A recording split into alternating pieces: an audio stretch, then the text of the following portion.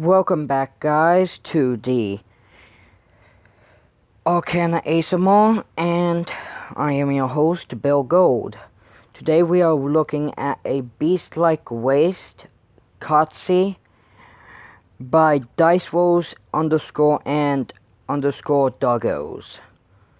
It's a long one, so let's not get off topic. So, the names of Katsis are very similar to a Tabaxki's. The difference is some Katsis have exotic names from other cultures or a creation that the parents thought of. A beast-like weights Katsi's trait. A Katsi's trait. Ability score improvement. Your dexterity increases by 1 and add the subways' ability score improvement. Dark vision. The Katsi's relation to cats gives them 60 feet of dark vision only in shades of gray. Age, Katsis live about 10 years longer than a human, and reach maturity 2 years before a human. So, at 14, alignment, Katsis tend to lean on the neutral side of life to do how they are treated, but normally respect each other and listen to others' ideas. The best and worst can be found among the Katsis, but all have their motives. For the most part, they do whatever they can to help those close to them. Their size, Katsis range from a little bit shorter to a little bit taller than a human, unless Subway says otherwise. They also weigh about the same relative to a human. Speed. Katsis are light on their feet and have a speed of 35. That's great. Warm 4. Katsis are resistant to cold damage. Not cold damage, other than the Yimu way. The language the Katsis speak, common and one language related to where they live from. I think they mean come from, but... Claws. A Katsi's retractable claws allowed to do piercing or slashing damage equal to 1d4. Feline reflexes. Katsis have an excellent cat-like reflex and have proficiency in dex saves if they have a dex score of 13 or more, other than the Horfley or Horfblee. The Checker. These are rare Katsis. They tend to only be 10 to 20 of them every generation. The Chuck are born with gray or black-white fur. They mature and learn very quickly, but still live to the same age as a normal Katsi. They typically can speak at age 3. They are less athletic than or active than other Katsis and tend to be scribes, but wizards and artificers are still very common when a Chucker pokes up. The Chuck like to tinker, practice arcane magic, and research experiment and log major events. Traditions of their people. Ability score improvement. The brilliant minds of the Chucker gives them a +2 to their intelligence. Keepers of lore. By keeping lore of the people and practicing researching magic, the Chucker gets proficiency with arcana and history checks. While being scribes and keepers of lore, a Chucker learns about the end of a pen and learns another language. The Chucker learns a sword language and gets proficiency with scripture. Nice. Examiner of Shiny Thing. Examining items that were given to them, Chucker learn a few things about identifying objects. Chucker can cast the Identify spell for free at once every long rest. So if you want to be a wizard or artificial, here's your class. Maybe even a psychic. But, I like that they are an examiner, and they get a sword language and all that good stuff, so they're great. The Deekbees are a little taller than gnomes, but faster, with a size of small, and can't be proficient with heavy armor. Ability score improvement. Because of their small structure and natural speed, the Dykebee have a dex increase of 2. So, you're running at the same speed, which is nice.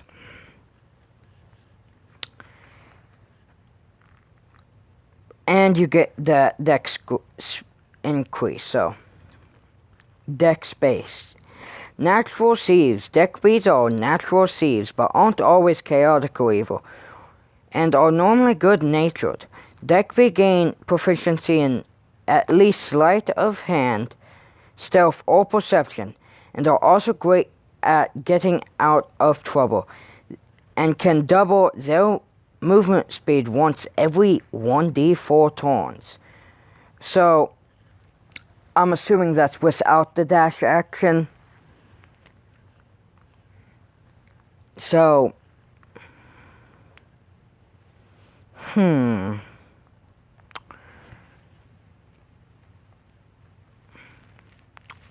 So this guy's going to be your rogue. I'm gonna say that now. Acrobatic instincts. Due to their instincts, Deckbee are proficient in acrobatics. The Deckbee have a thief-like flaw that is up to the player. Example, needing to make a wisdom saves in order to not try and steal something.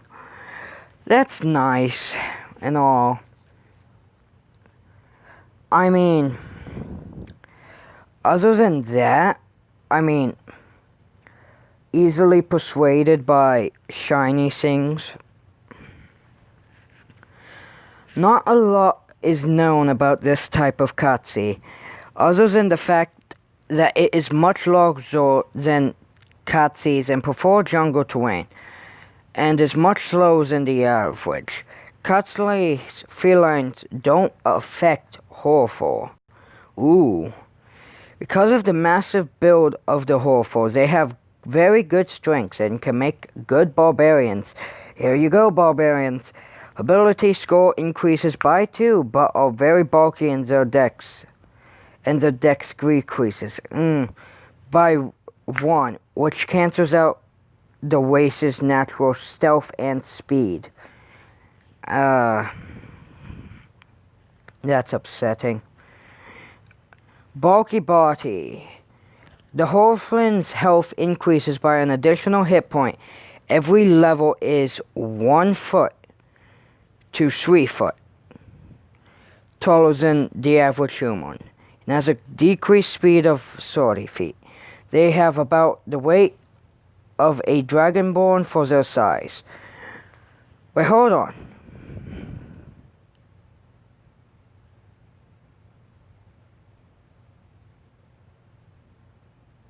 Okay, so basically they get a +1 to all their level ups for health. A preferred terrain. The Harflee love and prefer jungle terrain and difficult terrain, while in the jungle doesn't affect them. They also hide easier on that terrain. Stealth checks while in the jungle have a D4 and is not affected by difficult terrain in a jungle. Natural intimidation. When a Harflee makes an intimidation check against of another race, smaller or equal size, a D4 gets added to the check. That's nice. So, the bigger you are, the less likely you're going to have to deal with that. Similar in height to the Yemen way, but much more cat-like features, including high set ears and facial features, a long tail,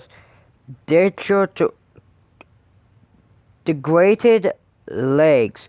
Of all the bipedal Katsi, Mohawk are the most in tune with nature. They are typically druids and rangers, but are not always.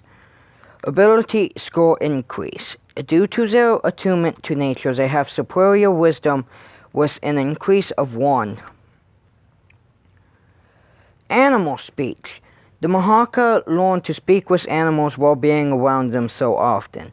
They are naturally charismatic towards animal, and all charisma checks made towards an animal are with advantage unless the Mahaka or animal has hostile feelings.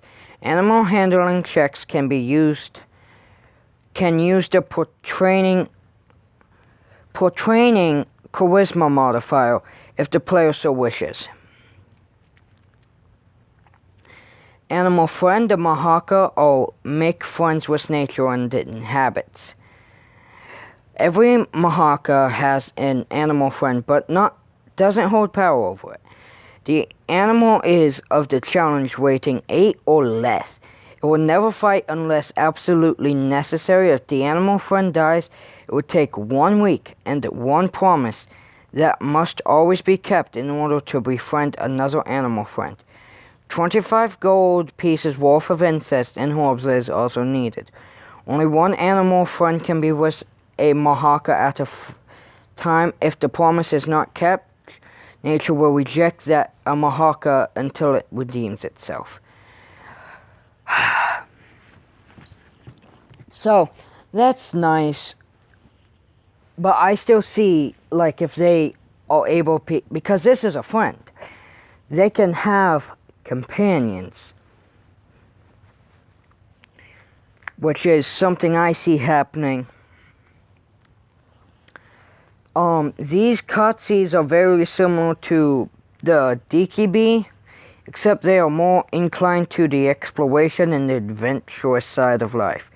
The Mahamani have brown or spotted brown fur instead of black, and are also a little taller than gnomes, with a size of small. They also can't be proficient with heavy armor. Ability score improvement. Mahomany aren't as naturally dexterous as the Deki but are instead hardy, and have a +1 to Constitution and a +1 to Dex. An explorer of dangerous things. The Mahomany are great at avoiding and detecting things that are supposed to keep them out. They can add an extra half rounding up of their proficiency bonus to checks made to avoid or find traps. Here we are. Curiosity killed the cat. The Mohali live up to the saying, curiosity, curious as a cat. They have a hard time staying in one place when someone alludes to something that it might be valuable. Mahali might sometimes need to make a low whiz check to see if they will have the urge to find out more. Some also live up to the saying, curiosity killed the cat. So, if you're playing a game and you don't want to play it anymore, here's the race you need to be. Have it as a backup. I'm out of here. The Mahali's claws have adapted to climb, with efficiency and grab stone and other surfaces. They have a climbing speed of 20. The Mahali are also great at getting out of trouble, like the Dikibi, can double their movement speed once every 1d4 turns. Mori are larger and more feral jaguar-like Katsi, often described as jaguar men. Although not as large as the Toji, they are very strong and natural warriors and athletes. So fighters, paladins. Ability score improvement. Mahari are natural strong, and have an ability score of increase of 1 plus strength. The Mohari are natural warriors, and their skill with weapons proves that. The Mohari are proficient in all melee martial weapons or simple weapons if the class doesn't give them proficiency in all simple weapons. Natural athletes, because of their natural athleticism, all Mohari get a D4 to all of their athletics checks. The Limwe are a little bit different from other Katsi. They move with an elven grace, but live down to earth. They have very thin golden fur instead of sickle darker furs. These Katsis are typically outgoing in the life of the party, but they are also naturally magical and are considered blessed by the moon. Very nice. Ability score increase, +1 charisma due to the Limwe's typical outgoing personality. Magical blood. It is believed that Limwe were blessed by the moon with the gift of magic. This is further believed because of their inept ability to cast magic. Limwe have the ability to cast 2 cantrips that don't have to be based on their class. One of them may be an illusion spell.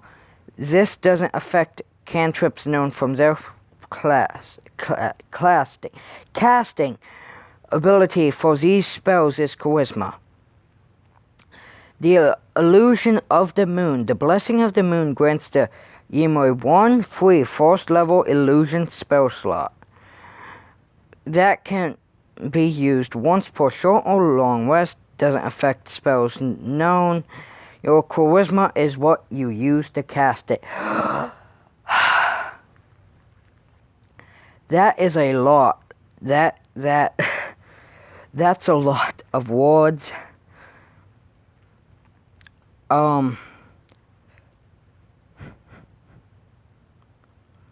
Yeah. So